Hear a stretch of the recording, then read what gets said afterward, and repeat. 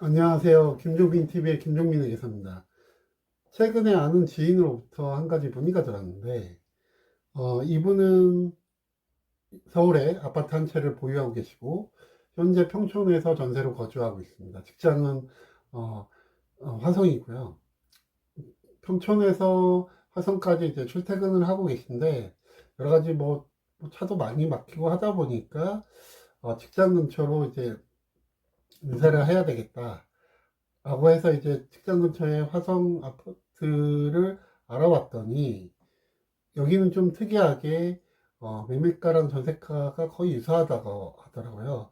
보통은 전세가는 매매가의 한 60%에서 80% 정도? 뭐 지역마다 뭐 당연히 편차는 있겠지만 그래도 전세가가 좀 일반적으로 좀 낮은데 여기는 전세가랑 매매가가 거의 유사하고 실제 전세는 구하기가 너무 어려운 거예요. 매매는 그래도 좀, 이렇게 부동산 쪽에 알아봤더니 구할 수 있는데, 네, 그러다 보니까 이분은 이제 고민을 하고 있는 거죠. 근데 이제 공인중개사 분들이 2021년부터 이제 보유세가 2주택자가 되니까, 아파트를 취득했을 때 2주택자가 되니까 보유세가 많이 증가할 것이다. 그러니 또 보유는 하지 말라라고 얘기를 하다 보고, 어떻게 보면은 뭐 사고는 싶은데 또 보이스대로 인해서 사기는 좀 애매하고 또한 전세 살 물량도 별로 없고 고민이 되시겠죠. 그래서 어떤 게 좀 더 좋은지 저한테 문의가 들어왔고 이에 대해서 좀 알아보도록 하겠습니다.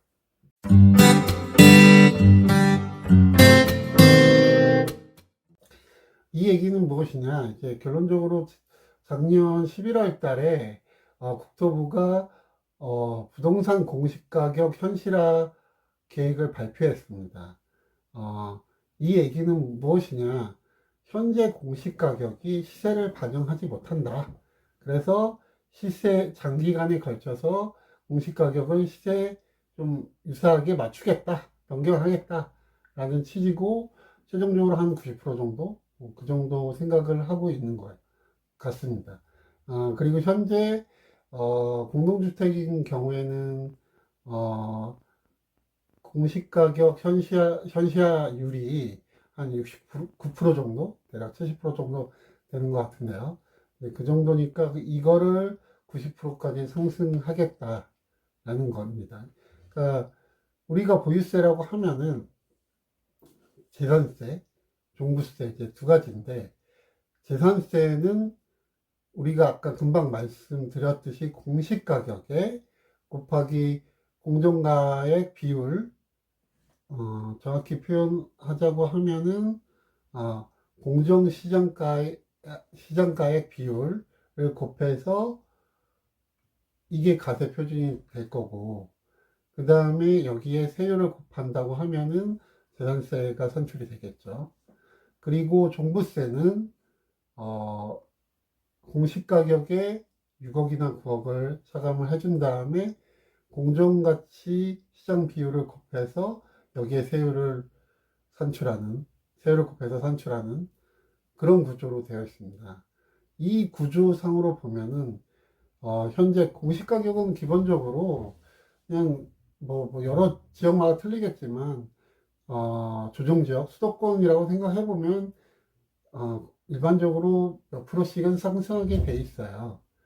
그 다음에 지금 종부세 같은 경우에는 3주택자나 조정지역에 2주택을 갖고 계신 분들은 어, 세율을 좀 더 높이겠다.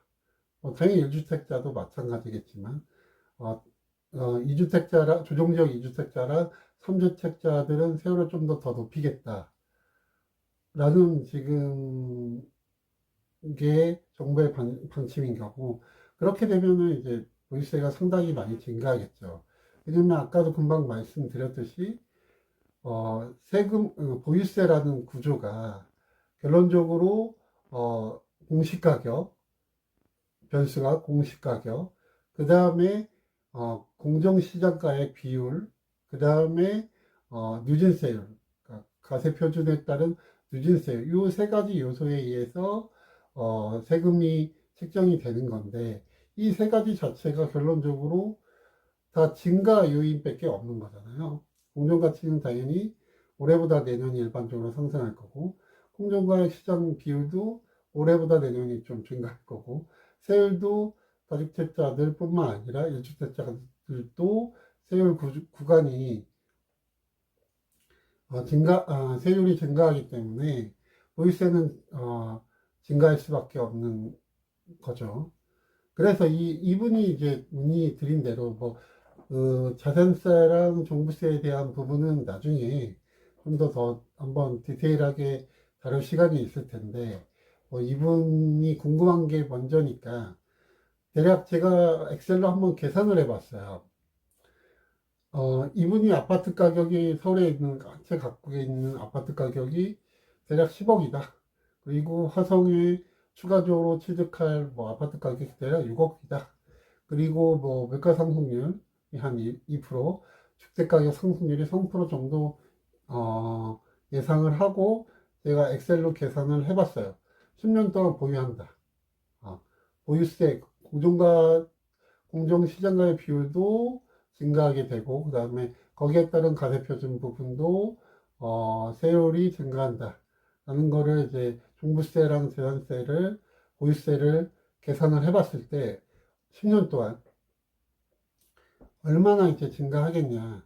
우선은 서울에 있는 아파트랑 화성에 있는 아파트 두 채를 보유하고 있을 때 실제 보유세가 대략 10년 동안 보유하는 보유세가 1억 4,100만 원 정도가 산출이 됩니다. 그리고 서울에 있는 아파트 한 채만 보유한다라고 했을 때는 10년 동안 보유세 한 4,200 정도 발생이 되고, 그러면은 10년 동안 추가적으로 화성의 아파트를 취득함으로써 증가되는 보유세는 9,900 정도입니다. 뭐, 대략 정도로 그냥 우리가 쉽게 생각하면은, 1년에 뭐 1억 정도네, 1,000만 원 정도네, 그렇게 생각할 수 있는 거고. 근데 이제 이 10년 후에 이 화성에 있는 아파트를 처분한다. 대략 정도 처분한다. 실제 가격, 가격으로. 그러니까 아파트 가격 상승률이 3% 정도 잡았을 때, 그랬을 때, 양도소득세를 계산해보면, 뭐, 정확한 건 아닙니다. 왜냐면 이게 가정을 세웠고, 그 다음에 10년 후에 아파트 가격 어떻게 될지 누구도 예측할 수 없잖아요. 뭐, 떨어질 수도 있고, 더 이상 오를 수도 있고.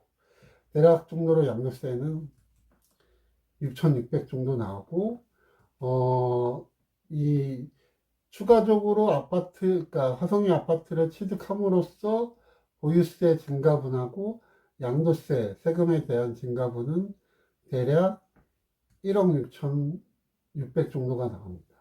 여기에 뭐 취득세나 뭐 중개수수료 이런 부분은 전혀 고려하지 않았고요.